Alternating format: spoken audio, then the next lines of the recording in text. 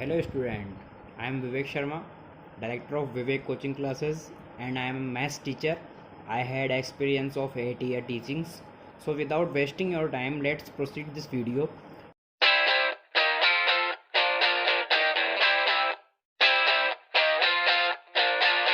Now today we will talk about the chapter real number. So as you all know, before starting the chapter, we should have to know its basics first. So let's begin. If you have any queries regarding this topic, you can ask me this number and you can also WhatsApp me 9785631194। 10th CBSE maths के अंदर हम first topic पढ़ रहे हैं real number. तो real number को हम topic wise division करेंगे। उसमें फर्स्टली एक फर्स्ट टॉपिक है यूक्लिड एल्गोरिथम। Euclid algorithm. अब ये यूक्लिड एल्गोरिथम है क्या? यूक्लिड एल्गोरिथम के थ्रू हम एचसीएफ फाइंड करते हैं, हाईएस्ट कॉमन फैक्टर। क्या फाइंड करते हैं? Highest common factor. दो चीज़ें होती है, एचसीएफ और एलसीएम। इसका मतलब होता है हाईएस्ट कॉमन फैक्टर, इसका मतलब होता है लोवेस्ट कॉमन फैक्टर। तो हम यूक्लिड एल्गोरिथम के थ्रू एचसीएफ फाइंड करते हैं। तो एचसीएफ फाइंड करने के दो तरीके होते हैं। एक तो होता है यूक्लिड एल्गो से और दूसरा होता है प्राइम फैक्टराइजेशन मेथड, जो हम बचपन से सीखते आ रहे हैं।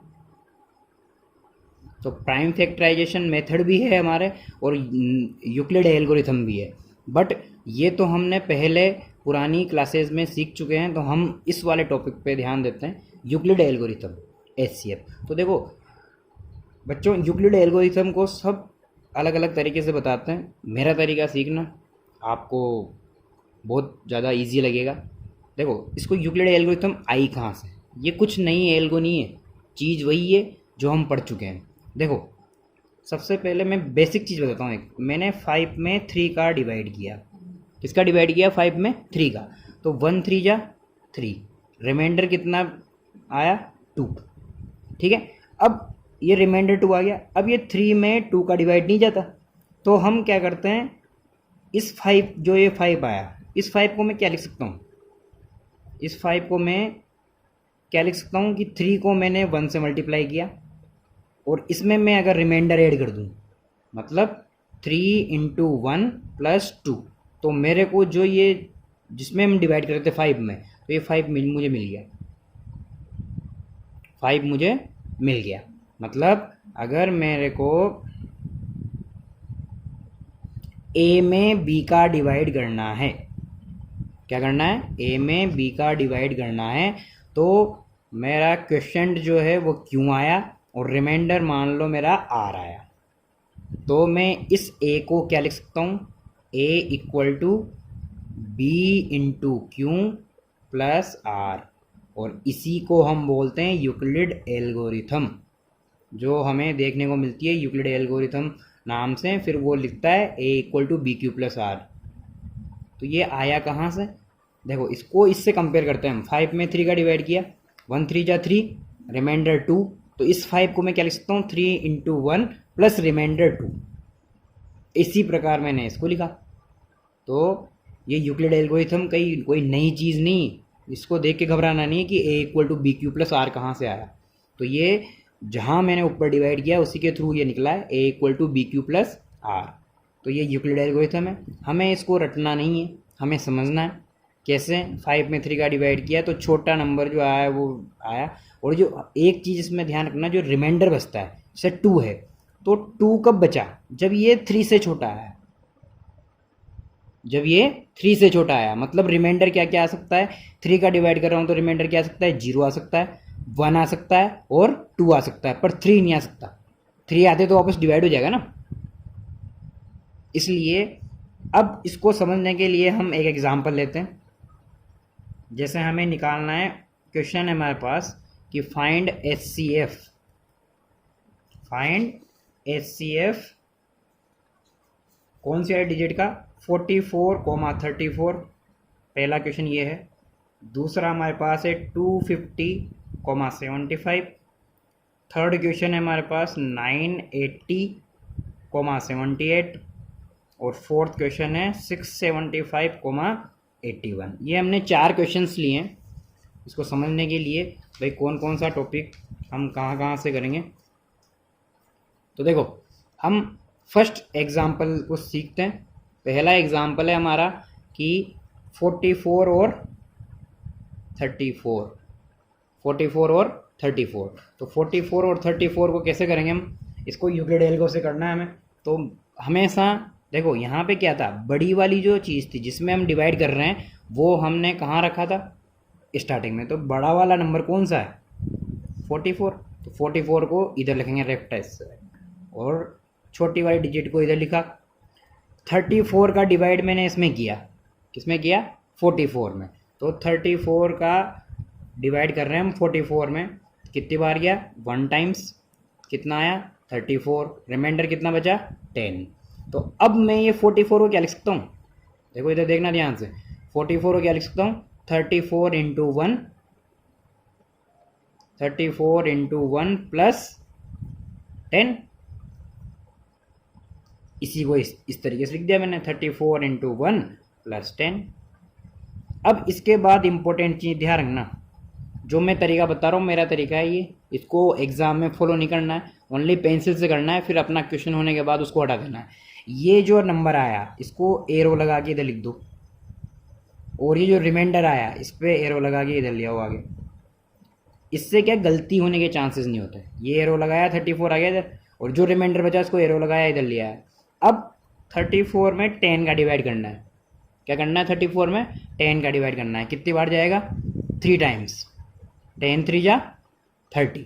अब 30 आ गया, रिमाइंडर कितना बचेगा 4, कितना बचेगा 4। अगर आपको ऐसे कन्फ्यूजन है तो आप ऐसा करो, 34 में 10 का डिवाइड कर लो, कितनी बार गया 3 बार, 30, रिमाइंडर कितना बचा 4। अब ये 34 को कैसे लिख सकता हूँ मैं, 34 इक्वल टू 10 को क्या करूँगा 3 से मल्टीप्लाई, रिमाइंडर 4। यही एज इट इज़ चीज़ यहाँ आ गई, देखो सेम टू सेम। अब मैं क्या कर रहा हूँ, 34 फिर मैं एरो लगाऊंगा, 10 फिर ये रिमाइंडर बचा, ये 4 कहाँ आ जाएगा। ऐसा कब तक करना है, जब तक कि रिमाइंडर 0 नहीं आ जाए। तो 4 का इसमें किया, कितनी बार गया 2 बार, 4 2 जा 8, 8 गया तो रिमाइंडर कितना बचा 2, फिर एरो लगा दो, ये आगे आ जाएगा। फिर रिमाइंडर वाला का टर्म कहाँ आएगी, यहाँ पे आएगी। अब 2 का डिवाइड किया इसमें, 2 2 जा 4, अब पूरी बार डिवाइड हो गया, रिमाइंडर क्या बचा 0। मैंने क्या बोला था तुम्हें, जब तक रिमाइंडर 0 नहीं आ जाए वहाँ तक हमें इसको सोल्व करना है। अब रिमाइंडर 0 आ गया। अब चलो ये तो क्वेश्चन हो गया, अब इसका आंसर क्या है एक्चुअली, जो अपन एचसीएफ निकाल रहे हैं एचसीएफ है क्या। तो एचसीएफ कौन सा होता है, जिसकी वजह से 0 आया है। क्या बोला मैंने, जिसकी वजह से 0 आ रहा है वो तुम्हारा आंसर होगा।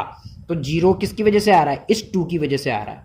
इस 2 का डिवाइड किया जब तो 0 आया, तो किसकी वजह से 0 आ रहा है, 2 की वजह से। तो आंसर क्या आएगा 2। बच्चे यहाँ पर बहुत बड़ी गलती करते हैं, जितनी बार डिवाइड जा रहा है उसका आंसर लिख देते हैं। इसलिए कह रहा हूँ मैं, आंसर क्या आएगा, जिसकी वजह से 0 आया है वो तुम्हारा एचसीएफ होगा। तो किसकी वजह से 0 आ रहा है, इस 2 की वजह से 0 आ रहा है, इसलिए आंसर क्या होगा 2। अगर यहाँ 8 का डिवाइड होता लास्ट टाइम तो 8 आंसर होता। ठीक है, चलो एक एग्जांपल और देखते हैं हम, उससे और क्लियर हो जाएगा आपने हमें।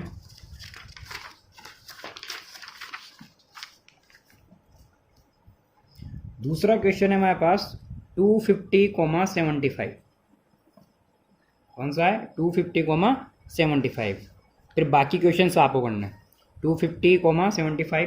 तो उसमें सबसे पहले बड़ा नंबर कौन सा है 250। तो 250 को मैंने लिखा इधर और 75 को लिखा इधर। अब रफ में मैं क्या करूँगा, वही डिवाइड कर लूँगा। तो 250 का 75 में मैंने डिवाइड किया तो ये जाएगा 3 टाइम्स, 3 टाइम्स किया तो 375 होता है 225। देखो इतनी, जैसे मैं कैलकुलेशन कर रहा हूँ फास्ट, वैसे तो मैं आनी चाहिए। तो 10 में से 5 गए तो 5, यहाँ रह गया 4, 4 में 2 गए तो 2, कितना रिमाइंडर बचा 25। तो अब इस 250 को क्या लिख सकता हूँ मैं, 250 75 इंटू 3 प्लस 25, तो 75 इंटू 3 प्लस 25, तो इसको मैंने क्या लिख दिया 75 इंटू 3 प्लस 25। अब मैंने क्या बताया था एरो वाला सिस्टम, 75 कहाँ आ जाएगा, इधर आ जाएगा, और ये 25 कहाँ आ जाएगा, ये आ जाएगा। 25 को किससे मल्टीप्लाई करेंगे 3 से, कितनी बार डिवाइड किया 25 इंटू 3, और 3 25 जो कितने होते हैं 75 प्लस 0। तो अब देखो डायरेक्ट यहाँ 0 सेकेंड स्टेप में आ गया। इसके प्रीवियस वाले क्वेश्चन में कितनी बार आया था, 4 या 5 स्टेप होगी तो उसके बाद 0 आया था। तो यहाँ पर 0 किसकी वजह से आया, अब जो आंसर होगा, मैंने भी क्या समझाया आपको पहले वाले क्वेश्चन में कि यहाँ पर 0 कैसे आया, तो किसकी वजह से आया, इस 25 की वजह से। किसकी वजह से आया, इस 25 की वजह से। तो आंसर क्या होगा 25। यहाँ पर देखो 3 को आंसर नहीं लिखना है बच्चे, यहाँ पर 3 आंसर लिख देंगे और उनकी पूरी मेहनत बेकार जाएगी। तो जिसकी वजह से 0 आता है वो आंसर होता है। तो यहाँ 25 की वजह से 0 आया है, इसलिए HCF क्या हो गया 25। कॉन्सेप्ट जो होते हैं, कॉन्सेप्ट वो तुम्हारे ऊपर डिपेंड करता है। अब थर्ड क्वेश्चन जो है वो है तुम्हारा 980,78 और फोर्थ क्वेश्चन है 675,81। ऐसे जाने कितने क्वेश्चन बन सकते हैं, ये दोनों क्वेश्चन आपको होमवर्क में करना है और मुझे कमेंट सेक्शन में इनके फ़ोटोज़ भेज सकते हो आप, जो भी आपने सॉल्यूशन किया है, या मुझे व्हाट्सअप कर सकते हो मेरे नंबर पे 9785631194। फिर भी आपको कोई क्वेरीज आ रही है या कुछ समझ में नहीं आया या कोई भी, तो आप मेरे को कॉल करके पूछ सकते हो। तो ये टॉपिक था HCF फाइंड करना यूक्लिड एल्गोरिथम से। किससे, यूक्लिड एल्गोरिथम से। तो ये अपना फर्स्ट टॉपिक है, I think you understand. Okay guys, thank you so much.